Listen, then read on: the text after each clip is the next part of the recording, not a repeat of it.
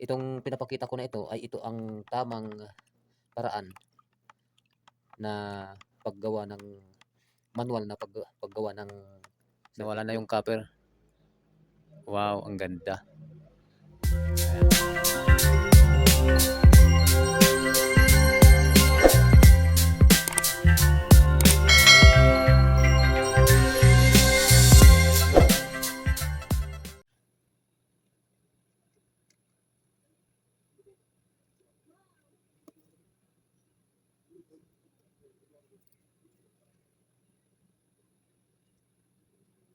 Hello mga ka-adventure! Magtatanggal na tayo ngayon ng masking tape sa ating motherboard.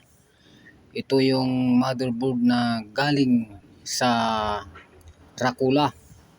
Ayan, mano-mano ang ginawa natin dito. Ayan, ballpen lang mga lods. At ito, tapos na. Kaya ito ngayon ang tinatanggalan na natin ng hindi na kailangan na masking tape. Yung mga hindi na nalagyan ng nakuberan ng masking tape mga lods ay yan ang mga tutunawin yan ng ferric chloride. Yan mga lods, antabayanan, stay tuned lang mga lods kung paano natin tutunawin yung mga extra na cover nya.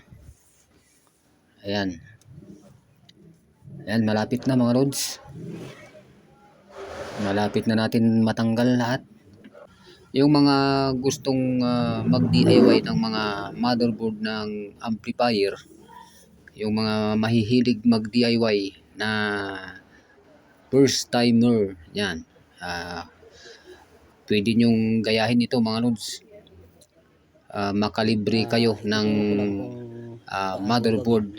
Tapusin lang ang video natin mga lods at ituro ko pa dito yung yung kung paano ko ginawa ito. Ituro ko sa inyo. Ito yung PCB board. Ngayon, yung ibabaw niya, ito, takpan nyo siya balutin nyo siya ng masking tape. Yung kagaya nito, masking tape yan. Balutin nyo yan. Kunwari, yan lahat balutin nyo. Pagkatapos nyo mabalot niyan, ganito yan. Diba? Ganyan. Pagkatapos nyo mabalot, kumuha kayo ng carbon paper. Yung kagaya nito, ganitong klaseng carbon paper para mabilis madaling maiwan kasi ito dun sa masking tape yung ink nito. Ito yung ginamit ko. Ganun nyo siya. Iganon nyo siya. Ganyan. Tapos idikit nyo ito para hindi gagalaw-galaw. Yan, dikit nyo na ganyan. Yan. Lagyan nyo ng masking tape. Itip nyo yan para hindi galaw-galaw. Diba? Pagkatapos nyo nailagay na yan na ganyan, kunin nyo ngayon yung yung printed na papel. Yung gusto nyong gawan ng circuit ilagay sa motherboard. Yung kagaya nito. Ito yung ginawa ko ito. Yan. Yung sakto lang yung circuit dito sa board itong PCB. Yung eksakto lang siya. Yan. Tapos nakaganyan siya. At ngayon, ganito rin ang ilalagay mo dyan. Ilagay nyo. Ganun nyo siya. Yan. Nakaganyan siya. Pero dapat ito, meron kayong ganito. Para pag matapos yung board, ganito rin ang itsura niya. Kung makikita nyo, yan, pag magpapaprint kayo,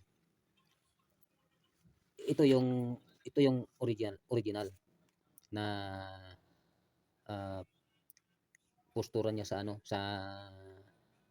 sa ibabaw. Tignan nyo dito. Tignan nyo siya dyan. Kita ko sa inyo. Ito. Yung gilid niya, dito kayo titingin sa kanya, tapos dun sa kanan dito. Kapag magpa-print kayo, dito tignan nyo, dapat nasa kanan yan. Dito naman sa original niya, nasa kaliwa. Upang sa ganun, kapag ilalapat nyo na siya dyan sa board, ito ang nandyan. Yan. Tapos kapag matapos na yan, taniman nyo na siya ng mga parts, gaganon siya, oh. Babalik ta rin, ganyan. Kaya yung ibabaw niya nandito na siya, yung mahaba, yung left. Kagaya dito. Oh. Yan.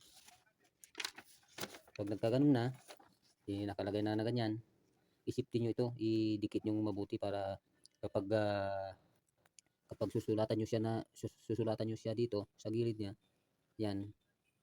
Kasi ito yung susundan nyo eh. Ito yung mga susundan nyo. Yung mga sa gilid. Halimbawa yan. Yan. Halimbawa ito. Sundan mo yan. Isa-isahin mo hanggang sa matapos. Pag natapos na lahat, gumamit na kayo ng cutter. Ikakat nyo siya ngayon. Yan. Dapat huwag kayong magmimintis dyan. Kasi kapag may isang kamali lang dito, at maglalagay na kayo ng parts, tapos magti-testing na kayo, doon nyo na malalaman. Masisira, may puputok na parts. Kaya pag natapos na, ganito na ang kinalabasan niya. Di ba ang ganda, oh. Yan. At ito, hindi pa tapos ito. Ibababad pa natin ng yung tinatawag nila na perchloride para matanggal ito. At maiiwan lang ito, yung tinakpan ng masking tape. Ito gagawin natin ngayon ito. At ipapakita ko sa inyo kung paano tutunawin ito. Okay? Stay tuned lang mga lods. Yan, ganyan lang mga lods. Sana naintindihan nyo. Sana nakuha nyo ang ibig kong sabihin. Yan. Di ba ang ganda? Parang nakaprint na yan. Ang kalalabasan yan, pag natanggal na yung ito, yan, yung mga copper na yan, parang nakaprinted na. Okay? Yan, maglalagay na tayo ng perchloride. Maglalagay na tayo ngayon ng perchloride sa batya na ito, at dito natin ibababad yung yung circuit board. Ito ang gagamitin natin mga lods. Perchloride. Ayan. Ito, ibubuhos natin ito lahat dito. Ayan. Buhos na natin.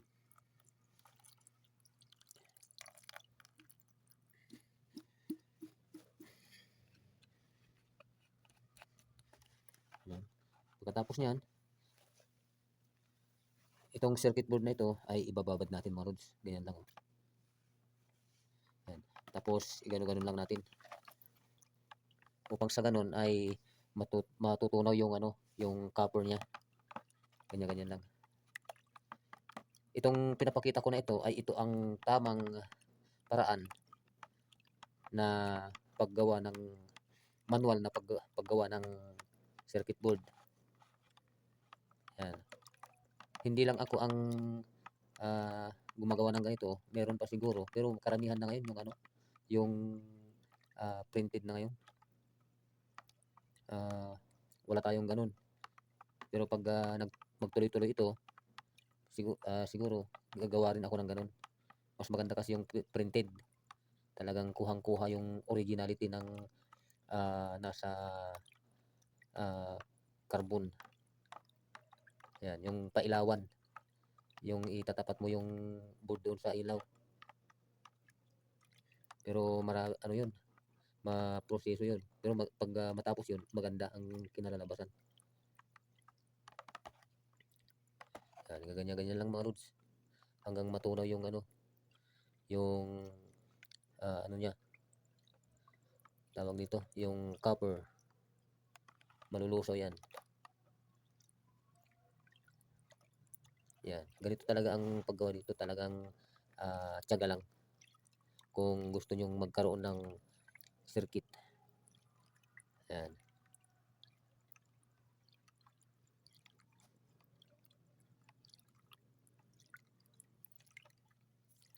Sige, abang-abang lang mga lods. Balikan ko kayo mamaya kapag matanggal na yung matunaw na yung ano, circuit, anong tawag ito, yung ah, copper niya. Balikan ko kayo mamaya. Kasi kapag i-video natin ito ay napakahaba mga lods. Okay? Ayan mga lods, oh, malapit ng matunaw lahat yung copper niya. Nakita nyo, oh. Oh, malapit na, malapit na. Ayan, meron pang natira. Yan, oh, yung mga yan. Kaya ganito lang. Huwag tigilan na ano, galaw-galawin. Uga-ugain yung team. Anong tawag ito? Batya. Maganda kasi kapag ano eh, yung meron kang aparato na magaganyan-ganyan lang siya. Yan, ipatong mo lang yung ano, team batya o kaya ah, anong tawag ito? Timba kung timba. Ganyan-ganyan mo lang, ganyan-ganyan lang siya. Oh. Parang makina. Ganyan-ganyan lang. Oh. Pero sa sunod siguro, yun ang gagawin ko eh. Para hindi ako mahirapan na magganito. Ayan. Maganda kasi yun, yung ganun. Yung may aparato na ganun. Pero ano naman ito, ito yung kagandahan ng kapag nasisiyahan ka sa ginagawa mo, ay talagang maganda ang kinalalabasan. Yan, kagaya nito. Yan o, malapit ng mawala yung ano, malapit ng matunaw lahat yung copper niya. Pag matapos lahat ito, matunaw na yan, hugasan. Tapos pagkatapos ng mahugasan, ano, bubutasan natin. Butasan natin yung mga nilagyan ko ng tuldok diyan, yung mga itim-itim na maliliit. Ayan. Kailangan yung pambutas natin ay yung parang karayom kalit lang na barena. Meron tayong ganun. Ipapakita ko sa inyo. Ayan. Stay tuned lang mga lods. Balikan ko kayo mamaya. Ayan mga lods. Natunaw na lahat. Ayan o, malinis na. Naging brown na. Wala na yung copper niya. Paano natin malalaman ang gawin ninyo para malaman nyo kung natunaw na lahat? Gagamit kayo ng flashlight o kaya yung ano, yung ilaw lang. Pero mas maganda flashlight kaya tapos igano nyo. Oh. Ganyan oh, di ba? Oh.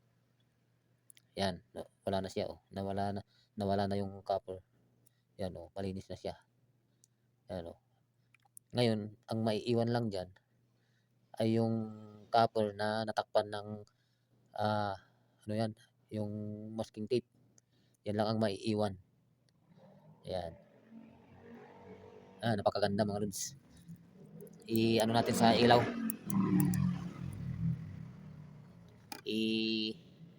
Tapat natin sa ilaw. Tatignan natin. Yun. Oh. Ilaw na yan Oh. Ang ganda. Ang linis ang kanyang pagkagawa oh. Yan. Nawala na yung copper. Wow, ang ganda. Ayan. Okay. Tapos na mga lods. Babalnawan na lang natin. Ganyan lang Tapos pag mabanlawan natin ito, magbubutas na tayo. Pero ano na siguro, bukas na lang siguro mga lods. Kasi ano inaantok na tayo. Inabot tayo ng ano, ng madaling araw. Yan, marami pa tayo kasing ginawa na hindi lang ito. Kaya abang-abang lang mga lods.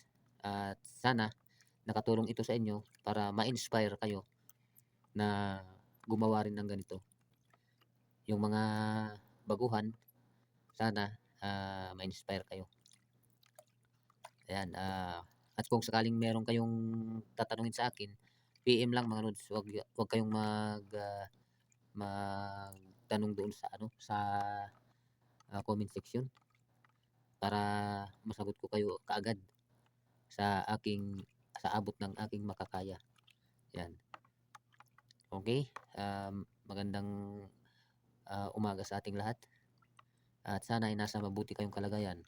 Kung nagustuhan nyo ang video natin ngayon, yan, gusto kong hilingin sa inyo na mag-like, mag-follow, yan, at i-share i-share natin yung mga ganitong klaseng video sa mga kakilala natin. Yung mga aspirant na technician, yung mga baguhan. Yan. Okay? Hanggang dito na lang. Bye-bye. God bless.